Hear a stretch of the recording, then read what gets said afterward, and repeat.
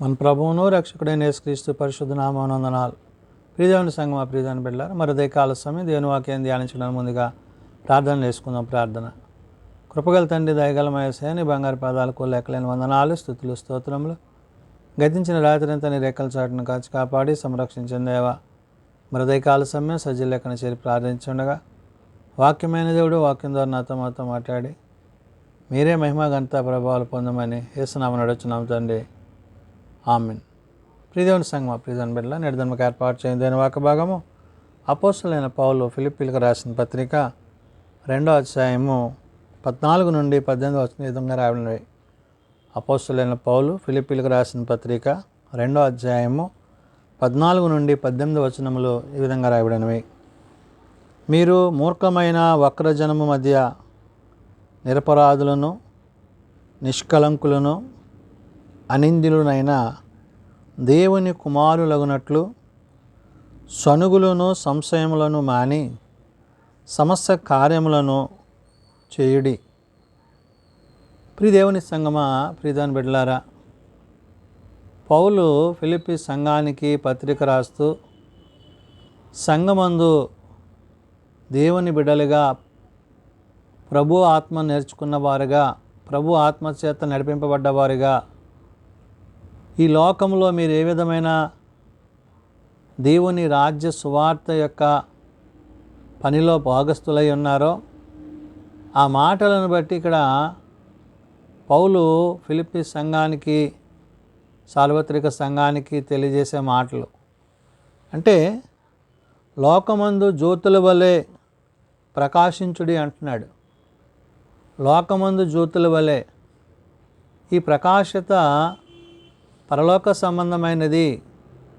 దేవుని ఆత్మచేత, దేవుని యొక్క మహిమ చేత ఆయన వెలుగై ఉన్న ప్రకారము ఆయన బిడ్డలైన మనము కూడా అటు రీతిగా జ్యోతుల వలె ప్రకాశించువారమై ఉండాలి. దాన్ని ఉద్దేశించి పౌలు ఇక్కడ మాట్లాడుతున్నాడు. మీరు మూర్ఖమైన వక్రజనము మధ్య నిరపరాధులగు, అంటే మీ నివాసాలలో, మీరు నివసిస్తున్న ప్రదేశాలలో, మీ చుట్టుపక్కల ఉన్న పరిస్థితులలో మీరు ఎటువంటి విశ్వాస్యతను, దేవుని ప్రేమను కలిగి ఉండాలో, మరి చూస్తున్న ఆ యొక్క ప్రజలలో వారు ఎలాంటి మనస్తత్వాలు కలిగి ఉన్నారో పౌలు ఇక్కడ ఉద్దేశించాడు. ఏమంటున్నాడు? మీరు మూర్ఖమైన వక్రజనము మధ్య నిరపరాధులను అంటాడు. అంటే సత్యమును అనుసరించక, యథార్థతను అనుసరించక, తమ స్వనీతిని ఆధారం చేసుకునే ప్రజలతో మీరు నివసిస్తున్నప్పుడు నిష్కళంకులను, అనింద్యులనైన దేవుని కుమారులగునట్లు అంటున్నాడంట. అంటే కళంకం లేని వారిగా, మరి దేవుని యొక్క మాటల చేత, ఉపదేశముల చేత జీవించువారుగా, లోకం వైపు, పాపం వైపు, భూ సంబంధమైన వాటి యందు మనస్కరించక ఆత్మపూర్ణులుగా జీవించవలసి ఉన్నదనే విషయాన్ని పౌలు గుర్తు చేస్తున్నాడు. కాబట్టి నిష్కలంకులను, అనింద్యులనైన దేవుని కుమారులగునట్లు సనుగులను సంశయములను మాని సమస్త కార్యములను చేయడం అంటున్నాడు. ఇతరుల పట్ల, ఇతరుల యొక్క ఆలోచనల పట్ల మీ హృదయంలో కానీ, తలంపుల్లో కానీ ఎటువంటి ఉద్దేశాలు, దురుద్దేశాలు కలిగి ఉండకుండా, ప్రభు ఎలాగైతే అందరినీ ప్రేమించి ఆయన ప్రేమ యందు మనల్ని నిర్మించి ఆ ప్రేమకు మనలను కారకులుగా చేశాడో ఆ ప్రేమ యందు జీవించాలి. కాబట్టి ఇక్కడ లోకములో జ్యోతుల వలె ఉండడం అనేది అది వాక్య సంబంధంగా విశ్వాసములో మనము జీవించవలసిన బాధ్యత ఉన్నదనే విషయాన్ని పౌలు గుర్తు చేశాడు.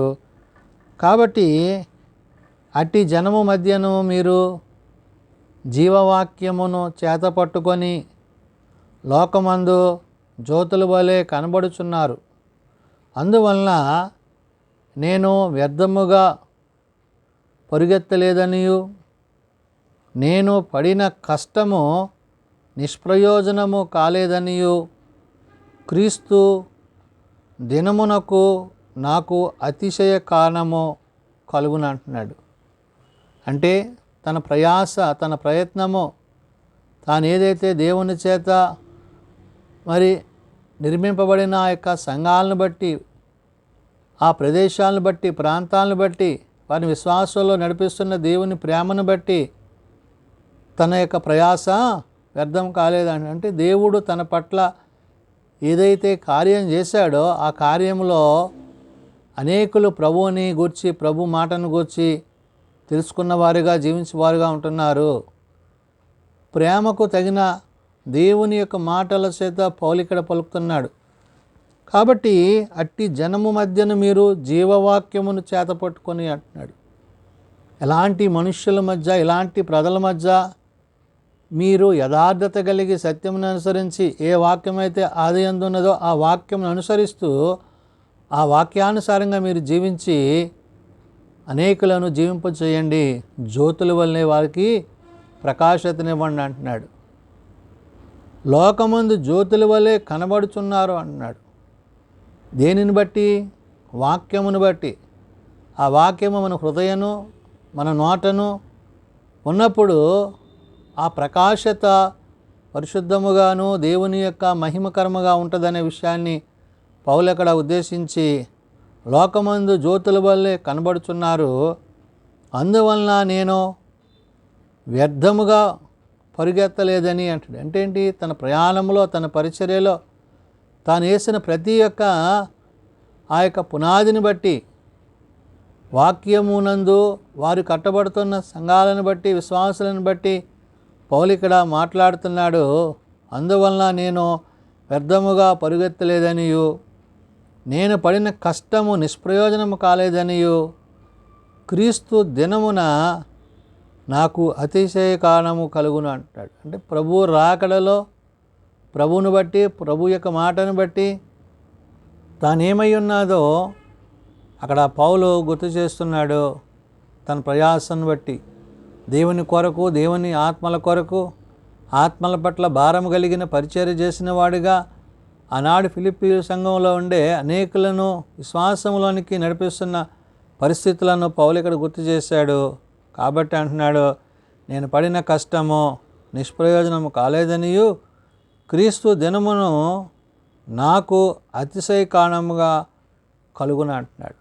క్రీస్తు దినం అంటే ప్రభు యొక్క రాకడ తగిన సిద్ధపాటు కలిగిన సంఘాలుగా, కుటుంబాలుగా, విశ్వాసులుగా వారు పరిశుద్ధాత్మ చేత నడిపబడ్డాయి ప్రభువుని గురించి తెలియజేస్తూ అంటున్నాడు, మరియు మీ విశ్వాస యాగములో దాని సంబంధమైన సేవలోను నేను పానార్పణముగా పోయబడినను నేను ఆనందించి మీ అందరితో కూడా సంతోషింతును అంటున్నాడు. దేవుని కొరకు, దేవుని రాజ్య సువార్త కొరకు తాను రాయుచున్న యొక్క పత్రికల ద్వారా ఆ యొక్క వాక్యము వారి హృదయాలను ఏ విధంగా అయితే ప్రకాశమానముగా జ్యోతులుగా చేసిందో పౌలు ఇక్కడ చెప్తున్నాడు. కాబట్టి తాను క్రీస్తు కొరకు ఒక ప్రత్యేకతను కలిగిన వాడై, అందును బట్టి ఇక్కడ అన్నమాట, మరియు మీ విశ్వాస యాగములో దాని సంబంధమైన సేవలు అన్నాడు. అంటే విశ్వాస యాగం అంటే ప్రభువునందు విశ్వాసం ఉంచి ఆ విశ్వాసములో కొనసాగుతూ క్రీస్తు యొక్క రాకడ కొరకు ఎదురు చూచే సంఘముగా మీరు ఉన్నారనే విషయాన్ని పౌలు అక్కడ గుర్తు చేసి అంటున్నాడు, నేను అనార్పణముగా పోయబడినను అన్నాడంటే దేవుని కొరకు సమస్తమును విడిచిపెట్టిన తాను, ప్రభువులో ప్రత్యేకింపబడ్డ తాను పలుకుతున్న మాట, నేను ఆనందించి మీ అందరితో కూడా సంతోషింతును అంటున్నాడు. కాబట్టి ఈ సంతోషము పరసంబంధముగా, పరలోకమునందు ప్రభువు చేత నడిపింపబడేదిగా, ఆత్మానుసారమైనదిగా, సత్యమునందు నిలిచేదిగా, నిత్య జీవానికి నడిపించేదిగా, ఆయన రెండో రాకడలో ఆ మహిమ కలిగిన మేఘం మీదకి కొనుపోబడేదై ఉన్నదనే విషయాన్ని పౌలు ఆనాడు ఫిలిప్పీ సంఘానికి, నేడు సార్వత్రిక సంఘానికి తెలియజేస్తూ, ఇటువలనే మీరును ఆనందించి నాతో కూడా సంతోషించండి అంటున్నాడు. ఈ సంతోషం పరిపూర్ణం కావాలంటే మనము లోకములో జ్యోతుల వలె వాక్యము చేతపట్టి, వాక్యమును అనుసరించి, వాక్యానుసారంగా జీవించి, వాక్యము ఎరిగని వారికి వాక్యమును గూర్చి బోధించి ప్రభు ప్రేమలో వారిని స్థిరపరిచి ఆ నిత్య జీవంలో నడిపించవలసిన బాధ్యత మనందరిపై ఉన్నదనే విషయాన్ని పౌలు గుర్తు చేస్తున్నాడు. కాబట్టే ప్రభు సెలవిచ్చినట్టు సర్వలోకమునకు సర్వసృష్టికి సువార్త ప్రకటింపబడాలి. అంతటా అందరూ మారు మనసు కలిగి పాపక్షమాపణ కలిగి తండ్రి కుమార పరిశుద్ధాత్మల పేరున వారు నూతనపరచబడి నూతనముగా వారి హృదయాలలో వాక్యము నిలబరచబడి వారి విశ్వాసములో కొనసాగే స్థితి దేవుడు వారికి వారి కుటుంబాలకు నేడు ఆయన సన్నిధిలో ఆయన వాక్యం ద్వారా బలపరచబడుతున్న మనందరికీ పరిశుద్ధాత్మ దేవుడు అనుగ్రహింపచేయను. ప్రార్థన చేసుకుందాం.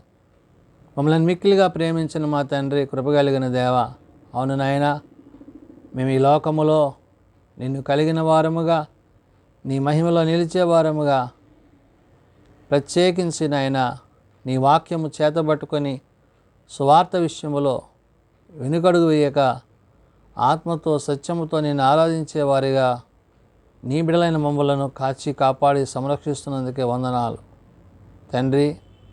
ఎవరైతే ఇంకా ఎరుగక తెలియక తమ హృదయాలను కఠినపరుచుకుంటున్నారో అటు వారికి మారు మనసు పాపక్షమాపణ అనుగ్రహించండి. చిన్న బిడ్డలు, యవనులు, పెద్దలు, వృద్ధులు ప్రతి వారిని వారి వారి తరగతుల చొప్పున ఆశీర్వదించి దీవించండి. మీరెక్కల చోటను బలపరిచి భద్రపరచండి. సహాయం దయచేయమండి ప్రభువా. నేడు మీరు మాతోనూ నాయనా మేము మీతోనూ సదాకాలము జీవించినట్లు నీ మహిమలో ప్రవేశించగలిగిన జ్యోతుల వలె మమ్మల్ని అందరినీ ప్రకాశింపచేయమని యేసునామమున అడుగుచున్నాం తండ్రి, ఆమేన్. పరలోకమందున్న మా తండ్రి, నీ నామం పరిశుద్ధపరచబడుగాక, నీ రాజ్యం వచ్చుగాక, నీ చిత్తం పరలోకమందు నెరవేర్చినట్లు భూమి మీద నెరవేరుగాక. మానదనాడు మాకు దయచేయం. మెల్ల ప్రార్థన చేసిన వారిని మేము క్షమించిన ప్రకారం మా ప్రార్థనలను క్షమించము. శోధనలో తేకాదులను తప్పించము. రాజ్యము, శక్తి, మహిమ నిరంతరము నీవే అన్నావు తండ్రి, ఆమేన్.